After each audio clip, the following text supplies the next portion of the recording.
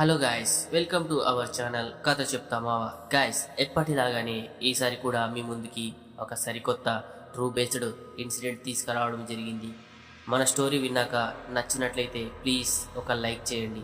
అలాగే channel subscribe చేసుకొని bell icon ఆన్లో పెట్టుకోండి. ఇలాంటి మంచి మంచి స్టోరీస్ మీ ముందుకు తీసుకొస్తూ ఉంటా.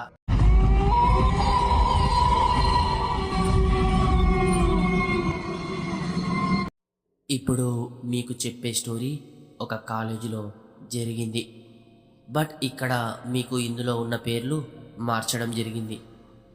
అది ఒక కాలేజీ, అక్కడే ఉన్న ఓ హాస్టల్.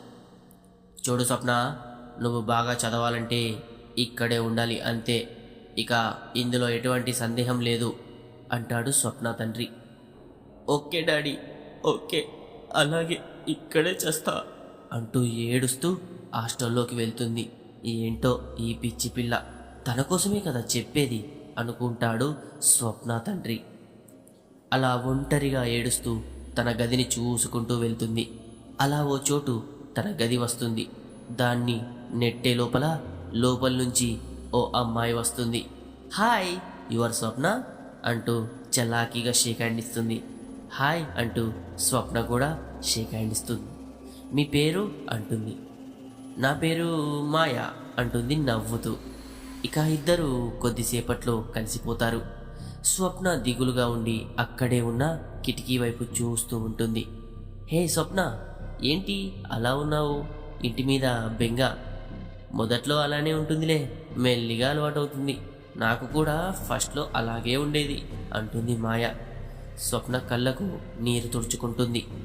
కొద్దిసేపు తర్వాత స్వప్న వెళ్ళి డిన్నర్ రెడీ చేద్దాంరా అంటుంది మాయ. లేదు మాయ, ఇంటి వద్ద అమ్మ ఫుడ్ ప్యాక్ చేసి ఇచ్చిందిలే, ఇద్దరం ఇక్కడే తినేద్దాం అంటుంది. మాయ భుజాలు ఎగిరేస్తూ ఓకే అంటూ ఇద్దరు కలిసి తింటారు. అలా అర్ధరాత్రి అవుతుంది. ఇద్దరు నిద్రపోతూ ఉంటారు. అర్ధరాత్రి ఎందుకో స్వప్నకు మెలకువ వస్తుంది. చటుక్కున లేస్తుంది. లైట్ ఆఫ్లో ఉంటుంది. మొత్తం చీకటి. ఏంటి స్వప్న, ఏమైంది? ఏమైనా పిడికల వచ్చిందా అంటుంది మాయ. నో మాయా, ఏమీ లేదులే, కానీ ఎవరో మన డోర్ కొడుతూ ఉన్నారు అంటుంది స్వప్న. అబ్బా, ఎవరు లేరు కానీ పడుకో స్వప్న అంటుంది విసుక్కుంటూ. ఇక స్వప్న కూడా పడుకోబోతుంది. కానీ అంతలో మళ్ళీ డోర్ కొడుతూ ఉంటారు. ఏంటబ్బా, ఎవరైనా మన కోసం వచ్చారా? లేదా ఏమైనా వార్డెన్ వచ్చిందా? వెళ్ళి చూస్తే మంచిది అనుకుంటూ మెల్లిగా లేచి పక్కనే ఉన్న స్విచ్ ఆన్ చేస్తుంది మాయ. కరెంట్ పోయి ఉంటుంది. ఇక మెల్లగా లేచి ఏంటో నా టైం అనుకుంటూ వెళ్ళి డోర్ ఓపెన్ చేస్తుంది. కానీ అక్కడ ఎవ్వరూ లేరు.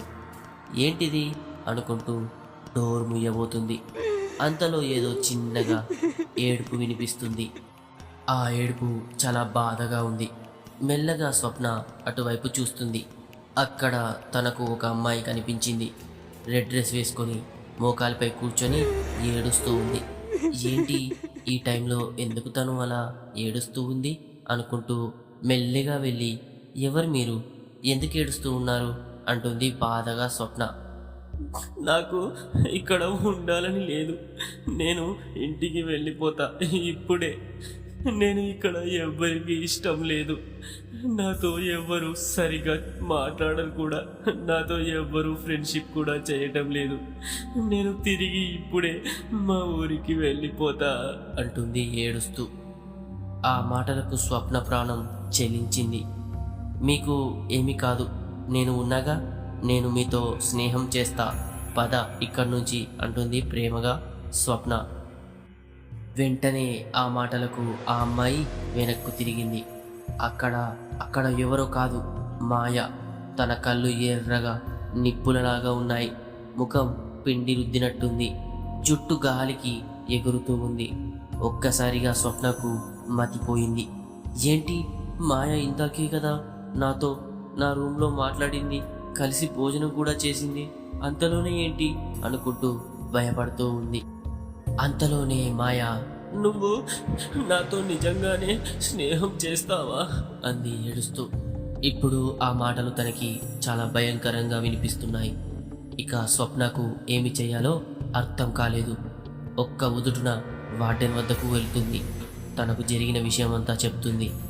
తను ఆ విషయానికి వార్డెన్, లేదమ్మా, ఆ రూమ్లో నువ్వే ఫస్ట్ వచ్చావు, అక్కడ ఎవరూ లేరు అంటుంది. ఆ మాటలకు స్వప్న ఒక్కసారిగా నేలపై పడిపోయింది. ఇక తను ఇప్పటికీ లేవలేదు. అంటే ఈ ప్రపంచాన్ని వదిలి వెళ్ళిపోయింది. ఇది ఆ కాలేజీలో చాలా ఏళ్ల క్రితం జరిగిన ఒక నిజమైన కథ. మాయ ఎవరో కాదు, తను ఒక దెయ్యం. అప్పట్లో హాస్టల్ అంటే ఇష్టం లేకుండా తల్లిదండ్రుల మాటలకు ఎదురు చెప్పలేక హాస్టల్లోకి వచ్చింది మాయ. తన ఇల్లు ఊరిని వదిలి రావటం తనకు ఇష్టం లేదు. ఎప్పుడూ బాధపడుతూ ఏడుస్తూ ఒంటరిగా ఉండేది. ఇక తను చాలా డల్ అయిపోయింది. ఎప్పుడు మనసు ఇంటి మీదే. సరిగ్గా తిండి కూడా తినేది కాదు. దిగులుతో చదివేది కూడా కాదు. ఎప్పుడూ బాధతో ఉన్న తనతో ఎవ్వరూ స్నేహం చేసేవారు కాదు. అసలు మాట్లాడటానికి కూడా వచ్చేవారు కాదు. తన గదిలో కూడా తనతో ఎవ్వరూ ఉండేవారు లేరు. ఇక దీనితో తను ఇంకా కుమిలిపోయింది. ఆ బాధలతో నిద్ర కూడా లేక అన్ని రూమ్స్ తిరుగుతూ డోర్స్ కొడుతూ ఏడుస్తూ నాతో ఫ్రెండ్షిప్ చేయండి అంటూ ఉండేది. ఎవ్వరూ తనను పట్టించుకునేవారు కాదు. ఇక ఈ బాధలతో ఇంటికి వస్తా అంటే ఒప్పుకోని తండ్రిని ఒప్పించలేక, ఆ బాధను తట్టుకోలేక, బ్రతకలేక ఆ రూమ్లోనే సూసైడ్ చేసుకుంది. ఇక ఇంతటితో మాయ కథ ముగిసింది అనుకున్నారు అంతా. కానీ స్వప్న చనిపోయిన తర్వాత అక్కడ మాయ దెయ్యమైంది అని అప్పుడు తెలుసుకున్నారు. అప్పటి నుంచి మాయ తాను అక్కడ చాలామందికి కనిపిస్తూ ఉండేది. ఆ రూమ్ను శాశ్వతంగా మూసివేశారు. మాయ అర్ధరాత్రులు తిరిగి డోర్స్ కొట్టడం, ఏడుస్తూ అందరితో మాట్లాడడం, అందరికీ కనిపించడం ఆపలేదు. ఇక ఆ రూమ్స్ని పడగొట్టి మళ్ళీ కట్టించారు. అప్పటి నుంచి తను ఎవ్వరికీ కనబడలేదు. ఇక ఈ దరిద్రపు లోకంలో చోటు తనకు లేదనుకుందో, లేదా ఆ పైలోకంలో తనకు మరో స్నేహం దొరికిందో ఏమో. మాయకు రెడ్ కలర్ అంటే ప్రాణం. ఎప్పుడూ రెడ్ డ్రెస్సులు వేసుకుంటూ ఉండేది. తను వాడే క్లాత్స్, బెడ్షీట్స్, పిల్లో కవర్లు కూడా కాటన్లు అన్నీ రెడ్ కలర్వే వాడేది. అందుకే ఏమో చనిపోయి కూడా ఎర్ర రంగు డ్రెస్లోనే కనిపిస్తూ ఉండేది. చూశారుగా ఫ్రెండ్స్, ఇది ఒక నిజమైన కథ. దీని గురించి చాలామంది చాలా రకాలుగా చెప్పుకుంటూ ఉంటారు. బట్ ఇది కన్నీటితో ఈ లోకాన్ని వదిలి వెళ్ళిన ఒక దెయ్యం కథ. తిరిగి మీకు మళ్ళీ ఓ నిజమైన కథతో మీ ముందుకు వస్తా.